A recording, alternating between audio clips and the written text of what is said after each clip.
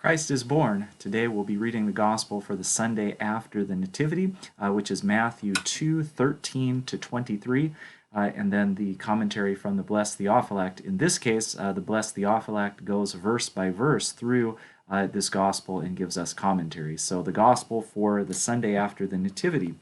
Now when they had departed, behold, an angel of the Lord appeared to Joseph in a dream, saying, Arise, take the young child and his mother, flee to Egypt, and stay there until I bring you word.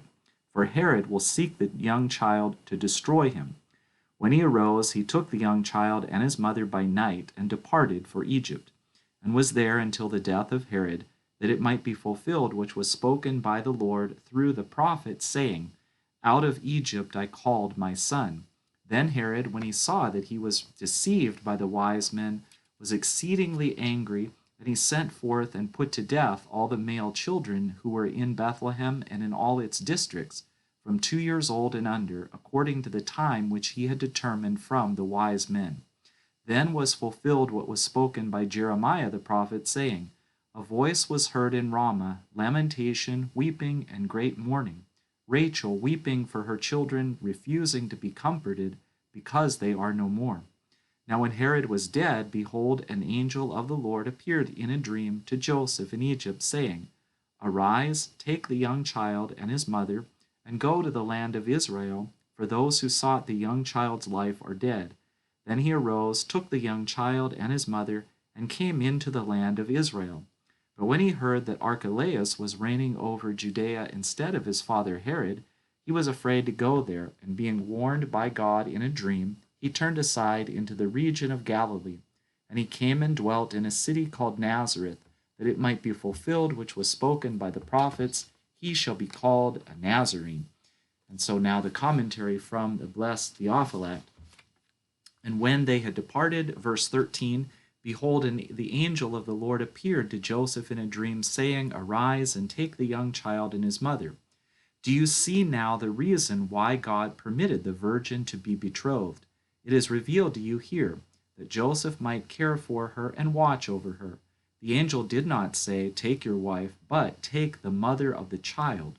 For once his suspicion had been allayed, and the righteous man had understood from the miracles attended at his birth that everything was of the Holy Spirit, the angel no longer calls her Joseph's wife.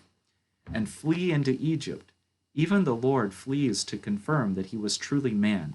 For if he had fallen into the hands of Herod and had not been slain, it would have seemed that he had been made flesh only in appearance. He flees into Egypt to sanctify even that place. For there were 2 lands that were the workshops of every iniquity, Babylon and Egypt. By means of the Magi he accepted the adoration of Babylon, and Egypt he sanctified by his own presence. And be there until I bring you word. Remain there until you receive God's command. So we too should do nothing apart from the will of God. For Herod will seek the young child to destroy him. Behold the foolishness of a man who labors to prevail against the will of God. For if it is not of God, what do you fear? But if it is of God, how can you destroy the child? And then verses 14 to 15, And he arose and took the young child and his mother by night, and departed into Egypt, and was there until the death of Herod, that it might be fulfilled which was spoken by the Lord through the prophet, saying, Out of Egypt have I called my son. The Jews say that this was said of the people whom Moses led out of Egypt. We reply, Is it anything remarkable that something which was spoken of the people in type as a foreshadowing was realized by Christ in truth? Furthermore, who is the Son of God? The Hebrew people who worship the idols and carvings of Belphegor, or he who truly is the Son of God. Verse 16, Then Herod, when he saw that he had been tricked by the Magi, was exceedingly mad, and sent forth and slew all the children that were in Bethlehem. As God used Moses to trick Pharaoh, so too he used the Magi to trick Herod. For both Herod and Pharaoh were child slayers. Pharaoh slew the male children of the Hebrews in Egypt, and Herod slew the male children of the Hebrews in Bethlehem. Herod vents his wrath against the Magi upon those who had wronged him in nothing. Why were the children allowed to be slaughtered? So that Herod's wickedness might be revealed. But perhaps you will ask me, why did the children suffer wrong to show Herod's wickedness? Listen then. They were not wronged, but were made worthy of crowns.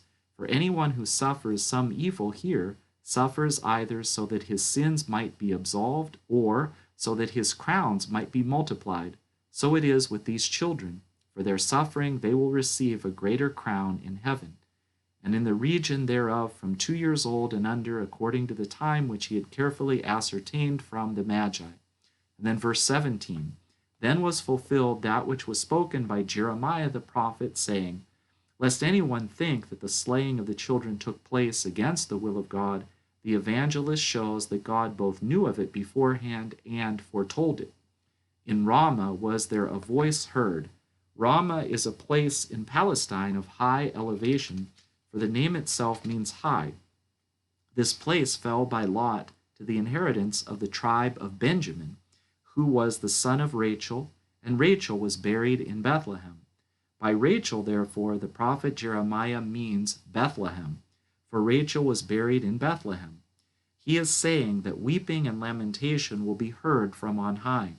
Listen to what the prophet says, lamentation and weeping and great mourning, Rachel weeping for her children, that is, Bethlehem weeping for its children, and would not be comforted because they are not. In this life they are no more, but their souls are immortal.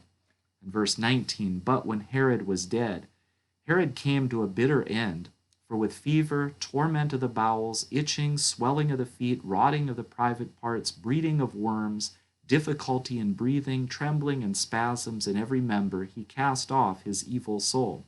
In verses 19 and 20, behold, the angel of the Lord appeared in a dream to Joseph in Egypt, saying, arise and take the young child and his mother, and go into the land of Israel.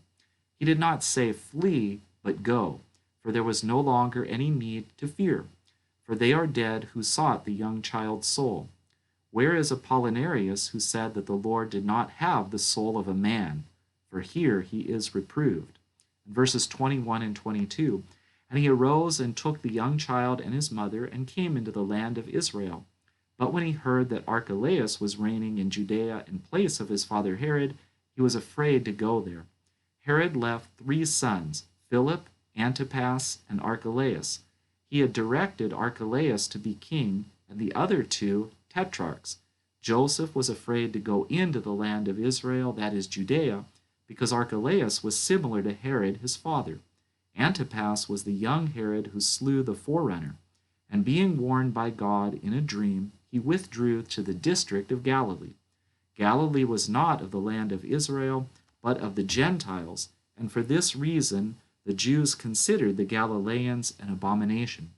In verse 23, and he came and dwelt in a city called Nazareth. How is it that Luke says that after the Lord was born, he completed the 40 days, was held in the arms of Simeon, and then went down to Nazareth? But here Matthew says that after the return from Egypt, he went to Nazareth. Learn, therefore, that Luke spoke those things on which Matthew was silent. I will give an example.